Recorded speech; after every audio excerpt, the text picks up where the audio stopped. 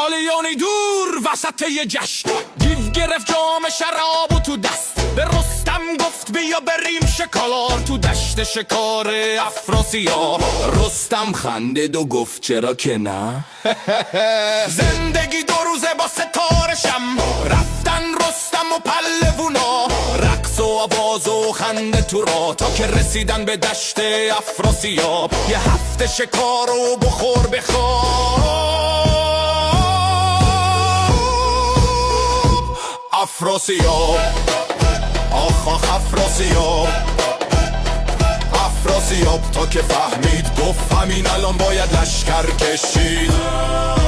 کاووس به رستم پشتش گرمه، رستم و بکشیم بقیهش حله. حله حله حله حله. لشکر کشید اومد سمت